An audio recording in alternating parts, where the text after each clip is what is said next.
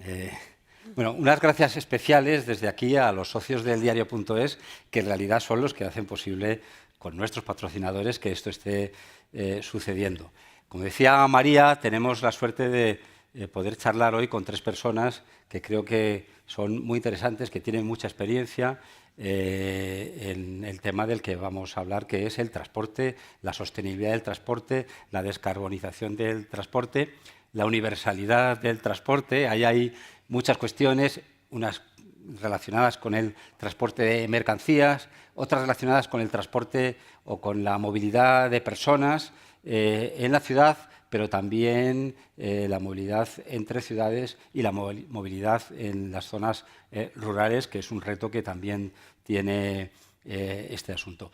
Bueno, de Marta Serrano sabemos, porque se acaba de decir, que ahora trabaja en la Administración, es directora general, pero ella viene de otras experiencias y tiene conocimientos muy cercanos a los problemas que tenemos los ciudadanos en nuestro día a día. Ella ha trabajado en la empresa, bueno, fue directora de la empresa municipal de transportes de Valencia, trabajó en la MT de Madrid. Hay un asunto de su vida que me parece particularmente interesante. Ella es ingeniera de caminos y montó una asociación, algo relacionado con las mujeres, ¿cómo era? Mujeres en Mujeres en Movimiento. Movimiento. Es interesante. ¿En qué consistía esto? Pues Mujeres en Movimiento es bueno, una asociación que es ibero-latinoamericana, que la fundamos en el año 2018 en el marco del International Transport Forum en Leipzig, que por cierto es la semana que viene, y la fundamos distintas mujeres en puestos de alto cargo en Chile, en México, en Costa Rica, en Ecuador. En España voy yo. Y lo que queremos es potenciar la presencia de las mujeres en el sector, en un sector que está muy masculinizado. Los datos hablan en la Unión Europea de que está en torno al 22% la presencia de mujeres, pero en cuanto empezamos a hilar un poquito más fino, vemos que en realidad en los puestos de decisión, en los puestos operativos, apenas hay mujeres, somos menos del 10%, en puestos de conducción somos menos del 5% en España, o sea que al final vemos que hay un problema de penetración de las mujeres y del talento femenino en el sector, y lo que buscamos precisamente es potenciar que haya más mujeres trabajando, siendo además las principales usuarias del transporte público. O sea, por otro lado, es como, bueno...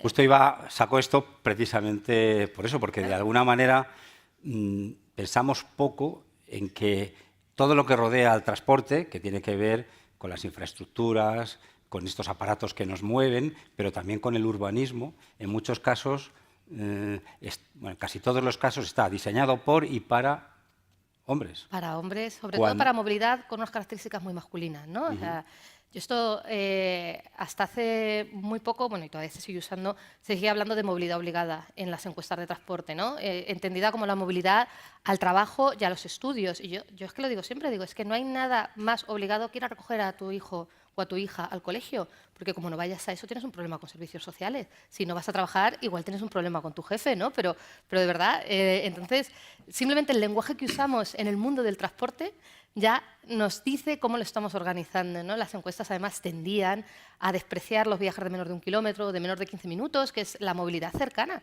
Y de hecho, hay muchos sesgos en la planificación del transporte. Uno de ellos es despreciar motivos como compras, ¿no?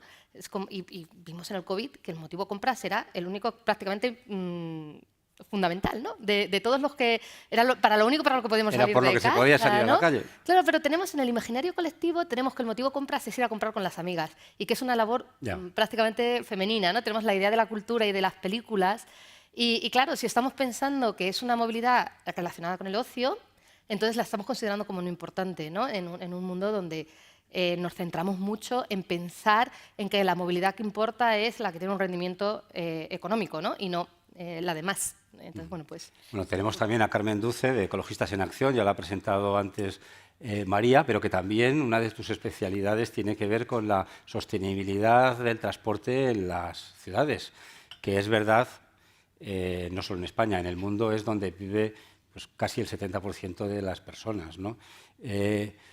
Además de esto que estamos hablando de esta planificación urbanística, pensando también que esto es algo que ya se está haciendo desde una mirada más femenina que la tradicional, ¿qué otras cosas crees tú que se pueden hacer en una ciudad y no se están haciendo.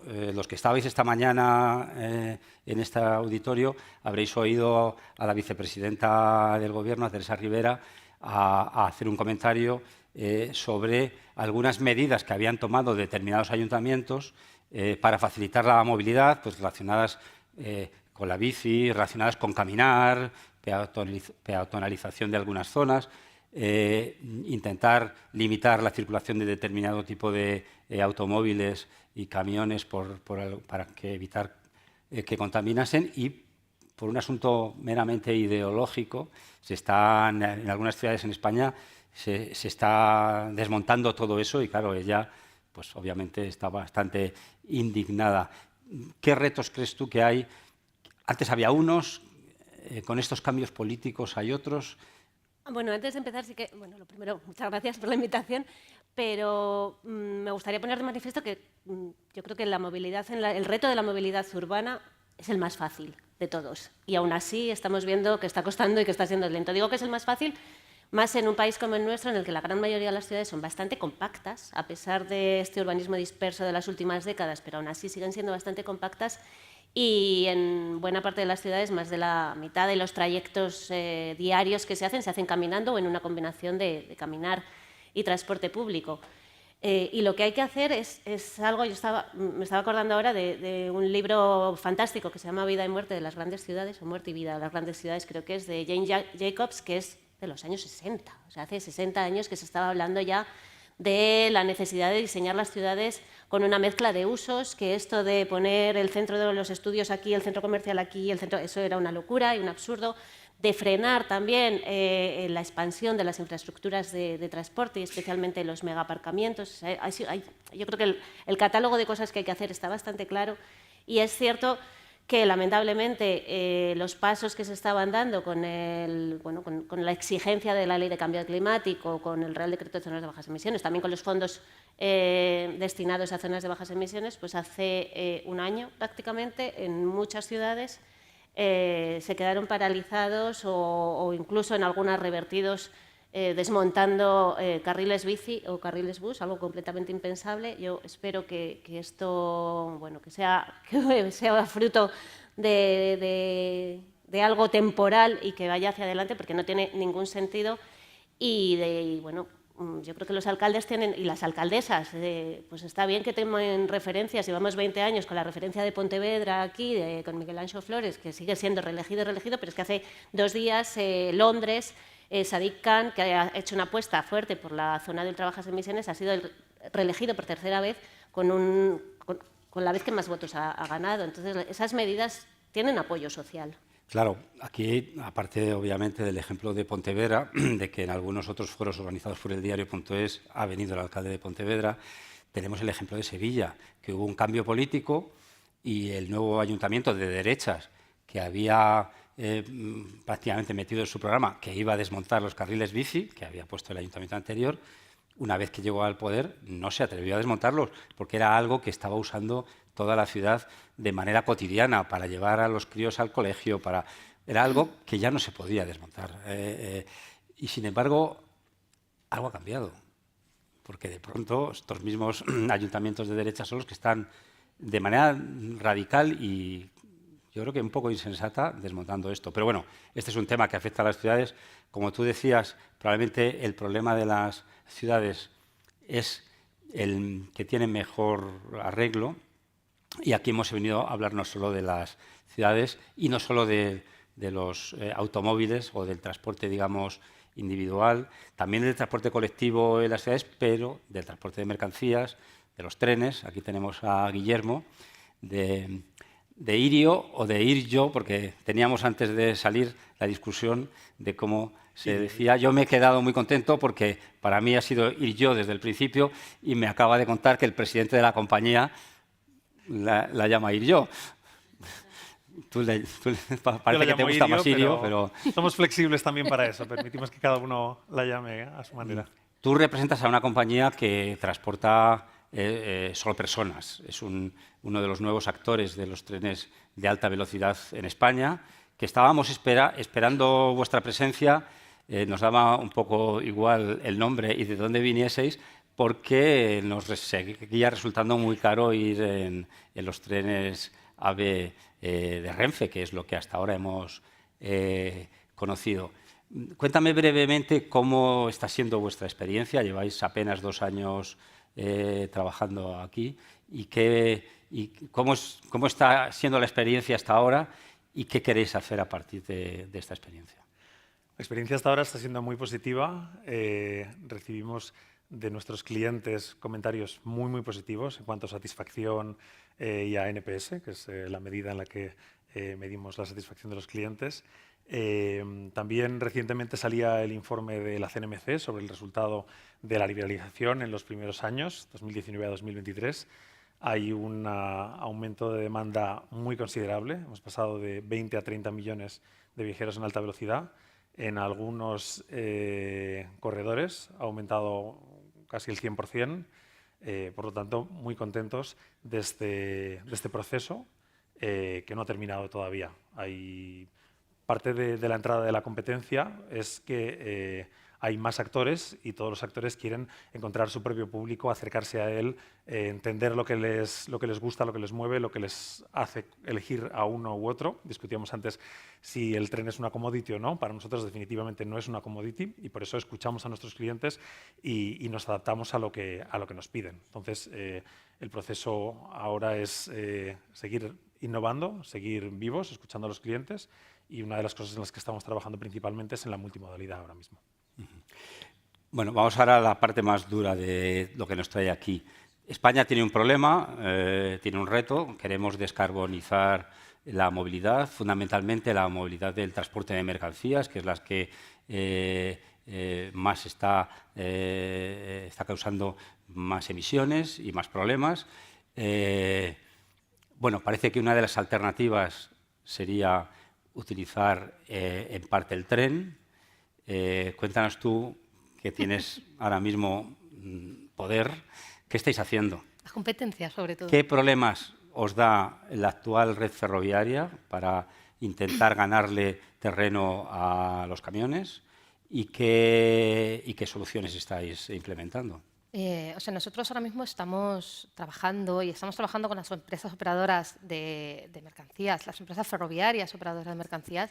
Sabéis que el transporte de mercancías lleva liberalizado más tiempo que el de personas y aún así en España no hemos conseguido superar el 4% de cuota modal del sistema. Y además en ferroviario. muchos casos se hace con locomotoras diésel. En muchos casos se hace con locomotoras diésel. Por lo menos las empresas privadas que lo tienen. Bueno, pero porque la infraestructura no lo está permite. electrificada y bueno, pues eso sí que lo estamos cambiando. El corredor mediterráneo va en su versión mercancías, no de personas, precisamente va electrificado al 100% y en ancho internacional. O sea que eso se está cambiando desde el Ministerio, se están haciendo grandes inversiones. Hace poco el ministro presentó la autopista ferroviaria Algeciras-Zaragoza, que va a ser uno de los grandes ejes de salida de mercancías. Sabéis que Algeciras es el principal puerto de la península y tiene que conectarse con Francia y se está poniendo mucho dinero tanto para habilitar la infraestructura, que es cierto que no estaba habilitada para el transporte de mercancías. Las mercancías en España tienen un problema y son las pendientes, básicamente. O sea, necesitamos en muchos casos incluso doble tracción para poder subir a la meseta y tenemos una orografía complicada. Y luego tenemos un problema también, que ya lo estamos solucionando, estamos planificando y estamos construyendo apartaderos largos, porque al final las mercancías, que es un transporte más lento, van en la misma malla, van en la misma red que el transporte de personas en muchos casos, y se tiene que hacer compatible. Entonces, muchas veces lo que tienen que hacer las mercancías es apartarse para que los viajeros que vamos normalmente con prisas podamos pasar y luego seguir. Entonces, esos apartaderos que apenas había, estamos construyendo más, además más largos. Las mercancías necesitan 750 metros. Estamos construyendo 2 ahora mismo en Zaragoza, precisamente para potenciar el transporte de mercancías y poder subirlas al tren. Desde vuestro punto de vista, en Ecologistas en Acción, ¿cómo creéis que van las cosas? ¿Rápidas, muy lentas? ¿Qué estáis demandando? ¿Veis alguna alternativa a los trenes? Luego hablaremos también de si los camiones eléctricos van a ser rentables y posibles, si hay alguna otra energía que pueda solucionarlos. Esta mañana se hablaba del hidrógeno verde, me parece que es complicada para este mundo, pero bueno, cuéntanos. Bueno, en el tema de las mercancías yo creo que hay varias cuestiones. Por una parte, cómo recuperar también, porque se ha ido perdiendo. O sea, estaba ayer mirando datos, en 1997 era un 10% el volumen de mercancías que se te movían en tren en la península, en España. Y ahora estamos pues, muy por debajo. En Europa está en el 18%, entonces sí que pensamos que se puede recuperar bastante esas mercancías al tren. La cuestión de los camiones eléctricos, yo soy francamente escéptica. Vamos ahí, no sé, hace 3 años, 4 años, el Grupo de Energía, Economía Dinámica y Sistemas de la Universidad de Valladolid hizo un artículo, una recopilación bastante seria y bastante rigurosa sobre la movilidad y una serie de escenarios y proyección, y la verdad que lo que encontraban es que ahora mismo camiones de gran tonelaje con baterías eléctricas es una cosa muy poco rentable. Y esto de electrificar, como se está planteando en algunos sitios, poner catenarias en las carreteras, pues bueno, pues está el tren, que igual tampoco. Lo que pasa que sí que creo que debemos ya plantearnos de manera muy seria también considerar que vivimos en un planeta finito, que el crecimiento permanente es imposible en un planeta con límites y que quizá esto de mover tantas mercancías de un lado para otro a lo mejor no tiene mucho sentido, que igual hay que racionalizar un poco todo esto. Y luego hay otra cuestión, mientras no haya que pagar peaje en las carreteras y sí que haya que pagar por el uso de la infraestructura ferroviaria, evidentemente las empresas que están utilizando, que optan por utilizar el transporte ferroviario, tienen que pagar un sobrecoste. Entonces, bueno, estás sacando a la luz un tema que fue protagonista en la anterior legislatura del debate, sobre el que tú misma has escrito. Yo misma he escrito, en el diario, además, te tengo leído un artículo en el diario.es sobre este asunto, en el que, bueno, tú misma defendías, pero vamos, quiero decir, ahora puedes decir otra cosa, cambiamos de opinión, que, claro, mantener las carreteras requiere una inversión enorme, que además hay que hacer por varios motivos. Obviamente por motivos económicos, porque es por el lugar por el que se transita y tienen que estar transitables para que todo eso vaya bien, pero también por la seguridad y por eso cuesta un dinero. Y al final, bueno, pues estaba en debate y ha estado en debate hasta hace muy poco, porque también la Unión Europea nos lo pedía de alguna manera, si había que poner algún tipo de impuesto, de peaje, una fórmula X en un país en el que además, como saben o como sabéis, muchas autopistas de peaje están dejando de serlo porque están venciendo los años y ahora mismo la política es no prorrogar por más tiempo esas concesiones, ¿no? El actual ministro ha dicho que esto, nanay. Luego tú piensas la respuesta. ¿Qué opináis vosotros? Nosotros pensamos que es fundamental. Aquí, independientemente de la decisión que se tome, sí que está claro que los objetivos de descarbonización son muy ambiciosos. El cambio modal que se necesita para conseguir esos objetivos, que ya se marca incluso una visión dentro del PNIEC sobre cuánto coche tiene que pasar a otros modos, como puede ser el tren, y es necesario que se establezcan herramientas desde los organismos públicos para favorecer ese cambio. En muchos casos, pues sea peajes, financiación, pero esta discusión claramente hay que tenerla. Si queremos mover a la gente desde un modo a otro, pues habría que favorecer abaratando los modos más sostenibles y encareciendo los menos sostenibles. Si no, no sucede de forma natural todavía. Esperemos que en algún momento también suceda. Carmen. No, enlazando y cambio, bueno, se puede hablar de mercancías también, pero no tiene mucho sentido que sea más barato coger un avión que coger un tren para ciertas distancias. Y o sea, yo creo que no debería sonarnos normal. Y claro, cuando piensas que, bueno, pues cuando coges un avión no estás pagando ni el IVA, ni el impuesto al queroseno, ni todas estas, y sin embargo con un tren sí. O en el caso de las mercancías, pues bueno, también que se muevan tantas toneladas desde China hasta Zaragoza en avión de camisetas, pues es un poco absurdo. Entonces sí que creo que hay que darle una vuelta como sociedad, porque todo esto nos cuesta y nos pone también freno a la consecución de esos objetivos climáticos que son muy urgentes. Marta. Te respondo yo. Yo soy una convencida del pago por uso. O sea, yo sigo pensando como lo que escribí en su día en el diario. Pero es verdad que ahora es un momento político que es muy complicado, como no le descubro a nadie. Y además creo que esto necesita una reflexión como sociedad, porque es muy fácil decir, no, es que esto es gratis y tiene que ser gratis como lo es la educación, como es la sanidad, es un servicio público. O sea, es muy fácil irse ahí, pero yo creo que el enfoque debe ser distinto, igual que el pacto social es que cuanta más educación, mejor, cuanta más sanidad pública, mejor. Cuanta más movilidad no tiene por qué ser mejor. O sea, yo prefiero tardar 15 minutos en ir a trabajar que 1 hora y media, ¿no? Entonces, digamos que hay que mirarlo desde otro punto de vista, ¿no? Entonces, yo creo que es una reflexión que tenemos que tener como sociedad. La Unión Europea no nos lo pide y no nos lo va a exigir, pero es cierto que hay muchas diferencias, porque tú en España viajas prácticamente gratis y en cuanto sales a Europa, en cuanto sales a Francia, Hay autopistas. ya hay autopistas y peajes.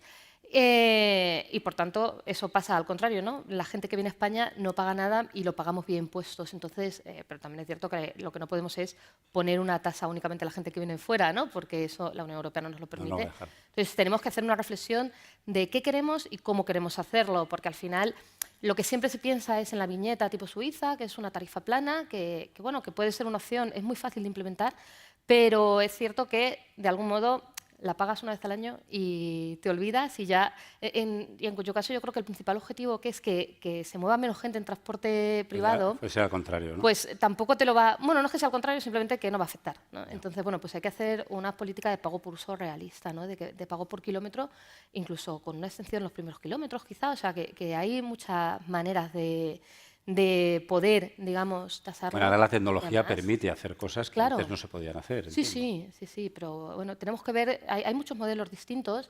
El modelo, digamos, que todos tenemos en la cabeza, que es el que hay en Portugal, que es el modelo que hay, bueno, los arcos de peaje, pues es uno de ellos, tiene un coste de implementación de casi 2.000 millones de euros, porque uno de los problemas que tenemos en España es la red tan amplia de carreteras. En la red de carreteras del Estado son 26.000 kilómetros.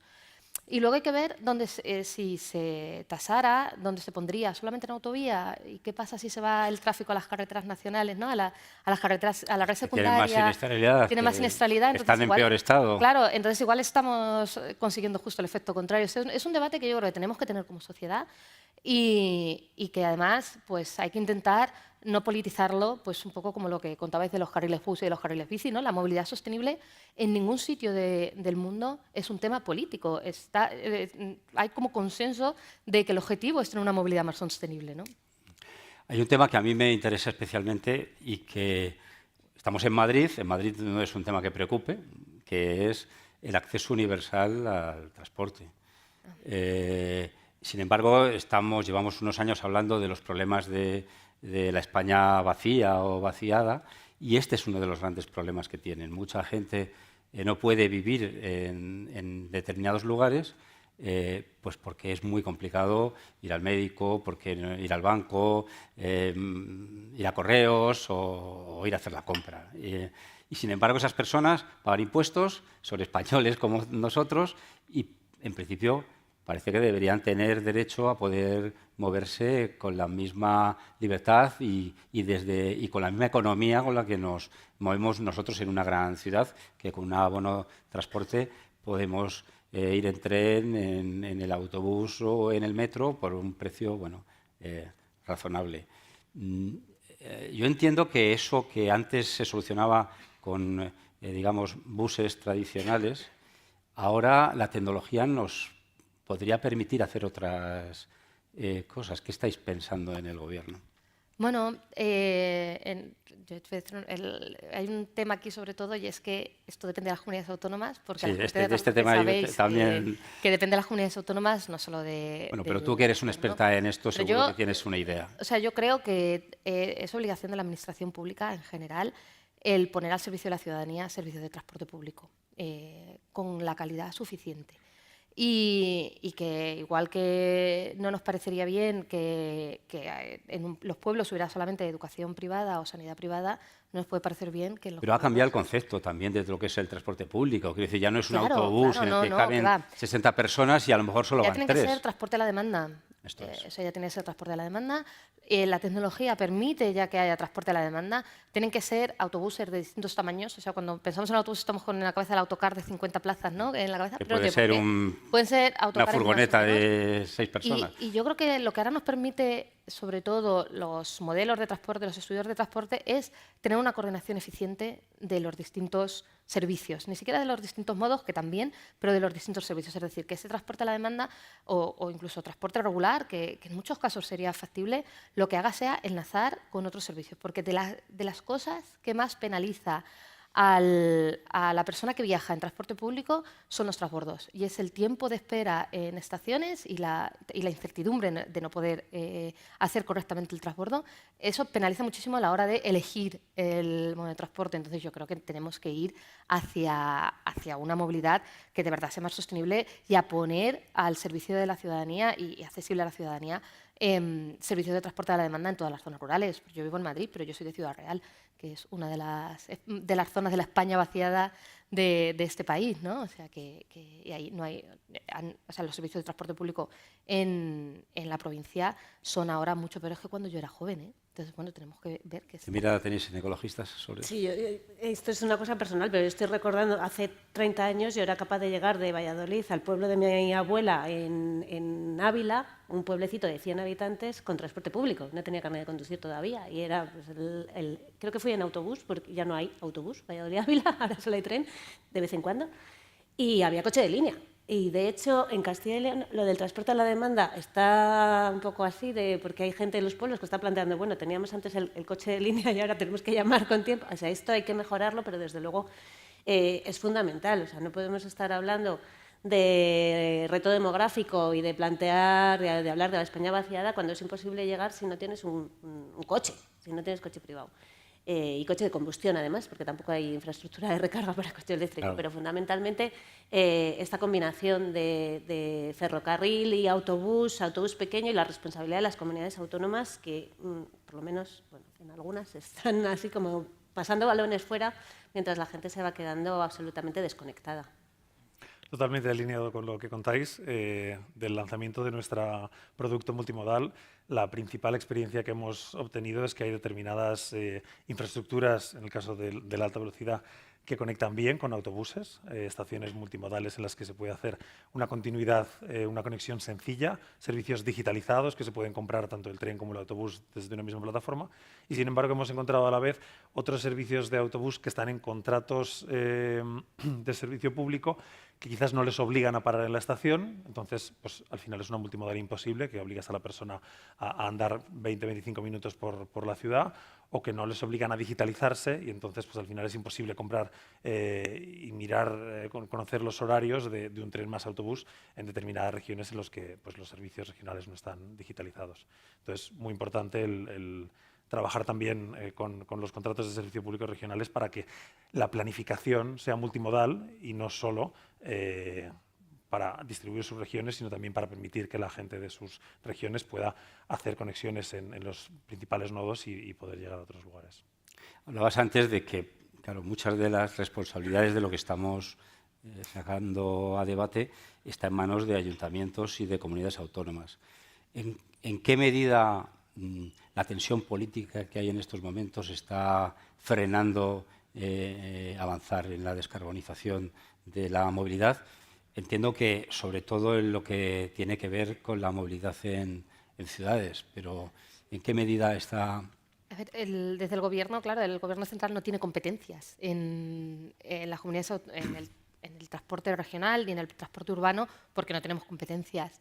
Pero es cierto que ahora lo que se ha vuelto a poner sobre la mesa es la Ley de Movilidad Sostenible, que decayó en la legislatura pasada con la convocatoria.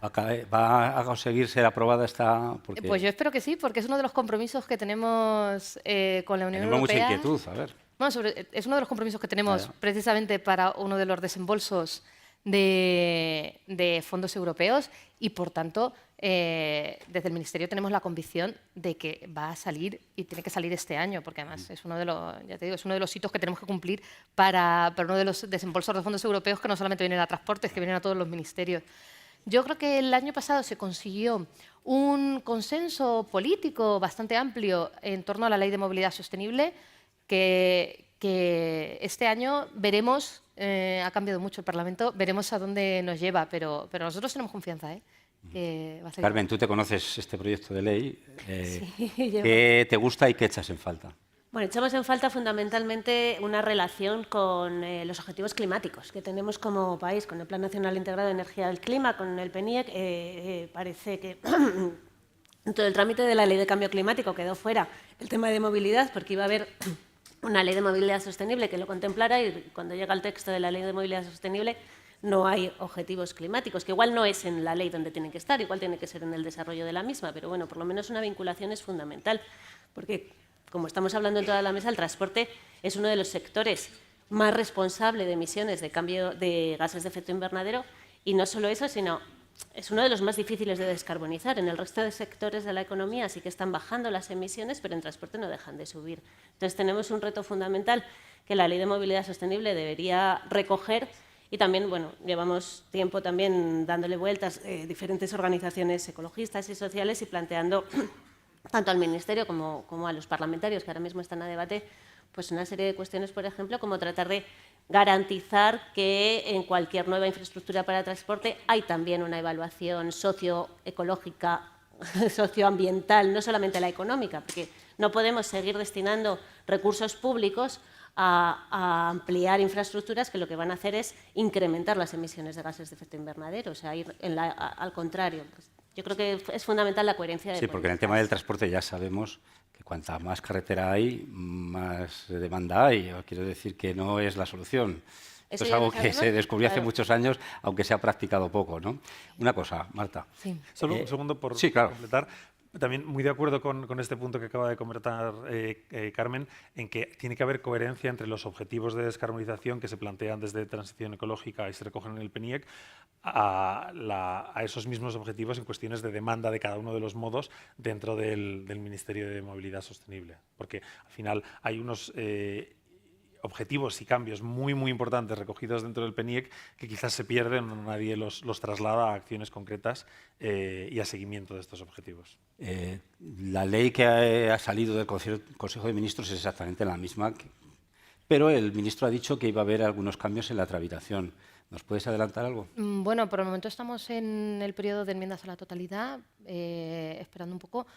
La ley fue la misma porque si teníamos que cambiar el proyecto de ley que había, era imposible que llegáramos en un año a aprobarla. O sea, teníamos que volver a hacer un anteproyecto, sacar la información pública y, por tanto, los plazos se alargaban y quedábamos fuera de los compromisos que teníamos con la Unión Europea. O sea, no hay ningún doble fondo en que no se hubiera cambiado la ley, más que una cuestión de tramitación. Por el momento, como no han empezado el plazo de enmiendas a la ley, estamos todavía esperando a ver qué ocurre. Yo espero que empiece pronto y podamos... ¿Pero tú qué mejorarías? ¿Yo qué mejoraría? Bueno, yo creo que la ley es un marco amplio que sobre todo nos permite, lo que decía antes Carmen, desarrollarlo vía reglamentos. O sea, yo creo que necesitamos tener esta herramienta para poder tener un mejor reparto de fondos públicos. Como no podemos entrar en competencias ni de ayuntamientos ni de comunidades autónomas, digamos que ahí hay unos fondos, la creación del Fondo para el Transporte Público, para la movilidad, que va a ser una herramienta fundamental para potenciar medidas de transporte público. Pero es que necesitamos tener esa habilitación legal para poder desarrollarlo, ¿no? O sea, ¿yo qué mejoraría? Yo es que ahora lo que creo que necesitamos es la ley, ¿sabes? O sea, yo lo que creo que necesitamos como país es la ley y luego poder desarrollarlo precisamente para potenciar el transporte público en todo el territorio, ¿no? Y poder tener de verdad maneras de potenciar la movilidad sostenible. Porque tiempo, en principio, hay. Quiero decir que estamos en el inicio de la legislatura, salvo cataclismo que puede suceder. Sí. No, pero el objetivo es tenerla para final de año, la ley, precisamente. Es el compromiso. Es el compromiso con Europa, como porque así vamos a tener tiempo de poder desarrollar los reglamentos y poder desarrollar... ¿Y crees que son realistas los objetivos de descarbonización del transporte? Por carretera. Sí, yo creo en la descarbonización vía cambio modal, mucho más que en la descarbonización vía cambio de flota, ¿no? O sea, yo creo que lo que necesitamos es emitir menos por persona transportada, ¿no? O por tonelada transportada.